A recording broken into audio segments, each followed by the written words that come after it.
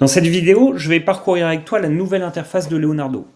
Je vais t'en expliquer les avantages, les limites. Alors attention, spoiler alert, la grosse nouveauté, c'est tout un tas de réglages qui sont prêts à l'emploi et qui vont te permettre de générer des styles complètement différents. On va d'ailleurs en explorer quelques-uns sur toute la partie animée et je te montrerai une ressource sur laquelle tu pourras tous les regarder et les comparer. Allez, on démarre. Alors pour accéder à la nouvelle interface, on reste sur les mêmes standards, c'est-à-dire cliquer ici sur Image Generation, Create New Image, ou ici sur les items du menu latéral. Alors je clique sur Image Generation et j'arrive sur une nouvelle interface. Alors pour ceux qui veulent, on peut toujours basculer sur ce qu'ils appellent maintenant le Legacy Mode en cliquant ici. Donc Legacy Mode, c'est l'ancienne interface, donc on la retrouve comme ceci, où on peut revenir à la nouvelle interface.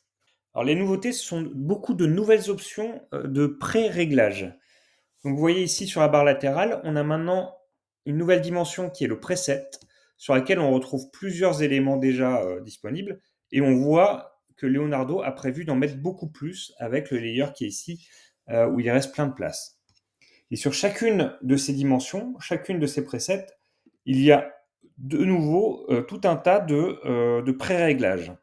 J'ai commencé à tester ces différents réglages, je l'ai fait sur Animé. Je vais vous partager quelques résultats. Alors maintenant, je vous propose de regarder les différences entre les presets du mode animé. Je ne vous ai pas tout mis, je vous mets quelques exemples. L'idée, c'est de prendre un prompt. Je vais prendre un prompt très simple, un prompt de complexité moyenne, c'est celui qu'on voit à l'écran, et un prompt plus compliqué derrière. Donc on commence par le moyen. Donc une jolie jeune femme, tache de rousseur, les cheveux bouclés mi-longs, sharp focus, les yeux verts et éclairage cinéma. Donc voilà le rendu sur 3 premiers. Vous allez voir, donc c'est à chaque fois le même prompt et vraiment le rendu est très différent avec parfois des choses vraiment très jolies. Donc par exemple celle-ci, je trouve que le animé semi-realism est vraiment très sympa. Et vous voyez, on passe entre ici le semi-réaliste, le screen cap, donc ce qu'on voit à l'écran, donc vraiment en mode dessin animé, et l'animé rétro. On est sur des choses vraiment complètement différentes. On a ici des choses assez sympas avec les animés caractères. Donc il y a le animé caractère simple et animé caractère sheet, caractère sheet. Donc, caractère sheet simple et caractère sheet painterly, donc avec un peu plus de détails. Donc, en général, on a une image de plein pied comme ça et plusieurs expressions différentes, plusieurs angles. Petit bémol, ça reste quand même très manga. Alors maintenant, on va prendre le prompt simple, très simple, qui est celui-ci, donc Link from Zelda. Donc voilà à nouveau le semi-réalisme qui est vraiment, moi je trouve exceptionnel. Alors ici, bon, il s'est un peu trompé, il a pris le personnage féminin, on lui en voudra pas car je pense que tout le monde se trompe un peu entre Link et Zelda. Mais on a ici une illustration, donc pareil, le rendu est vraiment très chouette. Animé général, idem. Ici, on a deux styles assez proches. On a le manga et le monochrome. Alors le monochrome, en général, quand même plus de détails et plus de contraste ici sur les arrière-plans. Alors je vous dis ça parce qu'en fait, j'ai fait plein de tests. Je peux d'ailleurs vous mettre un lien dans le descriptif vers tous ces tests. Pour ces tests, j'ai pris exactement ce que je fais là. J'ai pris les mêmes prompts et j'ai décliné sur toutes les presets et les presets style. Donc ici, le preset, c'est animé et le preset style, c'est ce qu'on voit en dessous, manga, monochrome, etc. Il y en a pas mal de nouveaux et ça permet de bien comprendre les différences. Donc c'est accessible gratuitement. Je vous mets le lien en commentaire. Et alors voilà, ce qu'on peut voir également ici, celui-ci est intéressant, c'est le animé background. Au début, je me suis dit, mais en fait, il s'est complètement gouré, mais non, c'est moi. Le background, c'est donc l'arrière-plan. Et donc, on a un mode qui est dédié à l'arrière-plan. Alors, quand le prompt est plus complexe, ça crée quand même le personnage.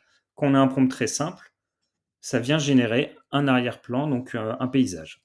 Rapidement, je vais vous montrer le dernier prompt plus compliqué. Et donc pareil, je vous ai mis trois styles complètement différents. Donc là, il y a un preset style qui est none, c'est-à-dire que le preset animé est le seul activé. Donc on a rendu vraiment sympa, un peu BD, etc. On a toujours le manga. Et ici, le screen cap qui est plus mode dessin animé à l'écran, donc avec moins de détails, etc. Donc voilà pour les tests. Encore une fois, n'hésitez pas à aller voir le lien en commentaire si vous voulez voir l'intégralité. C'est une source qui va être assez intéressante à mon avis pour se référer, pour bien comprendre les styles. Et on va continuer pour la suite. Une fois qu'on a vu tous ces éléments-là, on a aussi une nouvelle dimension qui est la dimension de contraste. On a du low, du medium ou du high. Faible, moyen et haut sur un prompt qui décrit une chouette. Donc une chouette sur un arbre. Je vous laisse apprécier les différences, mais globalement, en fait, plus on met de contraste, plus ça fait ressortir les détails, plus les couleurs sont différentes. Voilà, bon, faut avoir honnêtement, ça reste assez proche. Je trouve que des fois, entre low et mid, il y a peut-être plus de différence qu'entre mid et high. Donc entre bas et moyen et entre moyen et haut. Donc je vous laisse tester. N'hésitez pas à écrire vos commentaires ce que vous en pensez vous et à partager tout ça avec nous. On a ici le Generation Mode qui correspond finalement à l'activation ou non d'Alchemy, donc Fast ou Quality. Ici, on voit le nombre de crédits qui est impacté. Et donc, on voit que, comme avant, forcément, quand on utilise Alchemy, ça consomme plus de crédits. Une nouvelle amélioration, ça va se passer au niveau du choix de dimension de l'image. Donc, on nous propose au départ un peu moins de choix, donc du 4 tiers, du 1 pour 1, donc du carré ou du 16 neuvième. Mais en cliquant ici, on a d'abord la petite réglette qui permet de bien comprendre les dimensions. Donc, on voit que le carré, il change en fonction. Donc, on part de quelque chose qui est large vers quelque chose qui est haut. Et on a ici des pré-réglages pour les réseaux sociaux, pour les différents appareils, ou alors ici de la nouveauté. On peut avoir un mode cinéma qui est encore plus large que le 16 neuvième, ou même du wide qui est là, qui est fait pour les panoramiques. Donc, une fois qu'on a choisi nos dimensions, on peut choisir des petites photos, des photos médium ou des larges. Et là, on voit les dimensions des photos qui sont déjà bien élevées, plus que précédemment. On a ensuite le nombre d'images et le fait de pouvoir activer ou pas le mode privé. Donc on va passer maintenant aux réglages avancés. Donc les réglages avancés, finalement, c'est un réglage qui va vous permettre de modifier un petit peu les pré-réglages. Donc on est sur Cinematic Kino, donc sans surprise, on voit qu'il utilise le modèle Leonardo Kino, mais on peut très bien passer ici sur du Vision, par exemple. En fait, ici, on va pouvoir revenir un petit peu sur le legacy, c'est-à-dire qu'on va ici choisir le modèle, on va choisir si on est en photo réelle ou non. Alors, à noter, ça veut dire qu'on peut sûrement faire du photoréel avec les différents modèles qui sont là.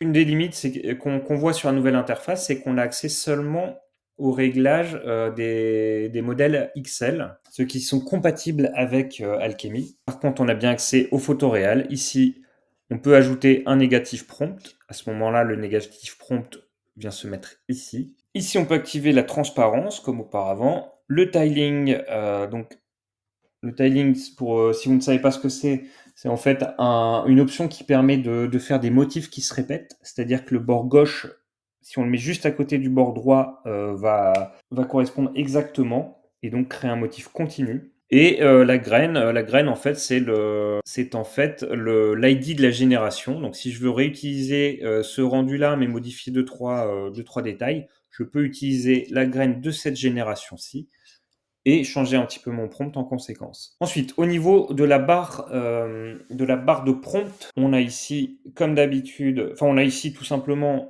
le prompt. On a ici des options qui permettent d'améliorer le prompt ou alors d'en générer un nouveau. Donc ici, je génère un nouveau. Ici, je l'améliore. Par exemple, là, j'ai cliqué sur améliorer. Voilà, il me propose un prompt toujours sur l'oiseau. Je vais le générer, mais de 3 lignes avec, moi j'avais au début 4-5 mots. Là, il m'a fait créer 3 lignes de prompt avec beaucoup de détails, beaucoup d'adjectifs qui apportent de la valeur. Et alors, par contre, du coup, il a transformé l'oiseau en chouette. Ok, bon, très bien. Et alors, vous allez me dire, il manque les éléments qui sont pour moi les plus importants actuellement, c'est-à-dire la guidance par image et les différents éléments. Donc ça, c'est accessible en cliquant ici. C'est un peu caché, je trouve. Ici, on nous propose uniquement 3 fonctionnalités de guidance par image. La référence de style, la référence de personnage, la référence de contenu. Si on veut accéder aux autres, il faut cliquer sur ici sur voir plus. Et là, on récupère toutes les autres, et notamment la pause qui est pour moi très intéressante. Et ici, on a la même chose avec les éléments. On en a 6 qui sont mis en avant. Par contre, pour accéder aux autres, on peut cliquer ici et revenir sur la même interface que d'habitude.